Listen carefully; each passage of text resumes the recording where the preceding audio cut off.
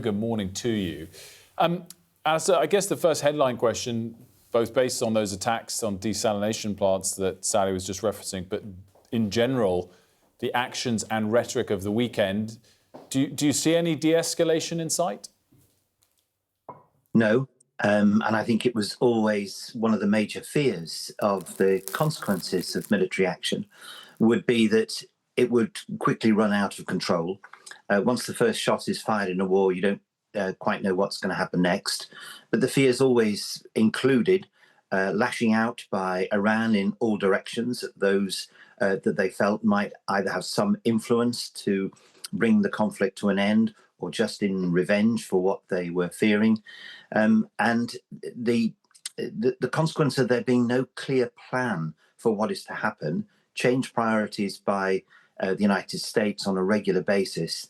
This is what's leading to this escalation, I'm sure, and we probably haven't seen the end of it yet. There is a limit to how much ordnance Iran must possess, but nonetheless, there's still much damage capable of being done, as Sally rightly says.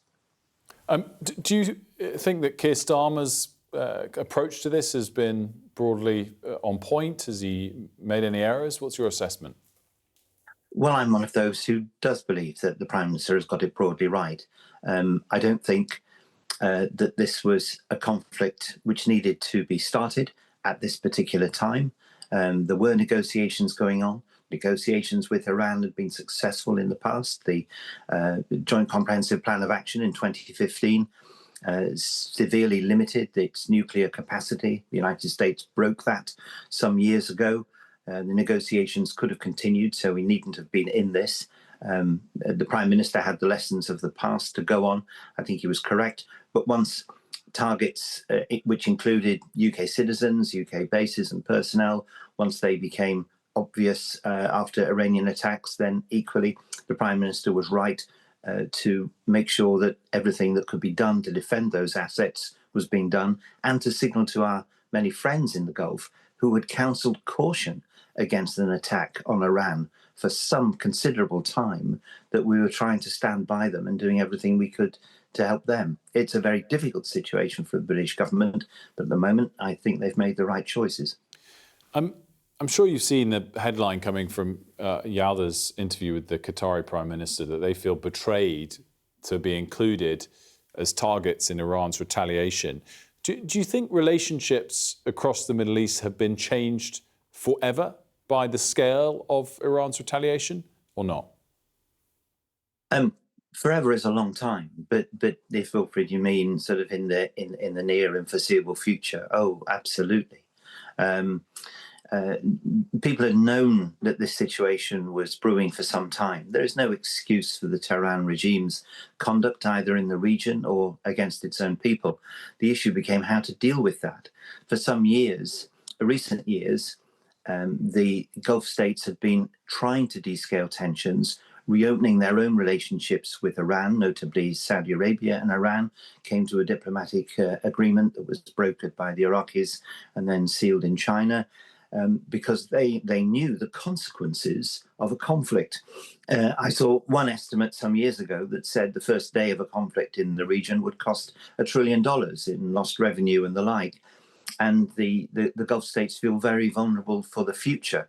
So yes, their relationships will be affected with all involved.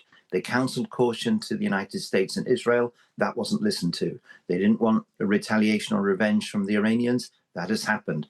The Gulf is an incredibly stable and good place for business, for tourism, and for many other things. And of course, crucial for our energy supplies. It's essential it gets back to that as quickly as possible. It is a safe place, or always has been. It will want to recover that reputation quickly. But relationships with Iran, this will all depend on how it ends. And of course, that is the great question that General David Petraeus always asked about military action. Tell me how this ends, to which at present there is no answer. Finally, Alistair, does this, with the oil price spike that we've seen, help Russia, and does it hurt China? You could certainly argue that the big winners at the moment are indeed Russia. The attention is taken off Ukraine. The United States press secretary made another disparaging remark about Ukraine last week and all the assets that have been sent to Ukraine, which the US described as a waste, but which the United Kingdom and others saw as essential for Ukraine's independent survival. Russian oil is going to be released in order to counter the limitation of supplies. So Russia will gain from that. All the pressure is off. And as far as taking action that is unsanctioned by law is concerned, which was the situation in relation to the invasion of Ukraine, well, we've just seen that in terms of Iran and the attacks on Iran.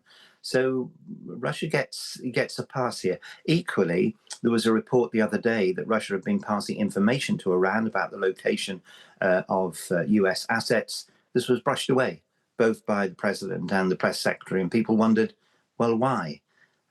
So Russia at the moment stands as a winner out of all this, which is tragic because the losers are the Iranian people and all those caught up in the conflict. Alistair Burt, thank you so much for joining us. Thank you.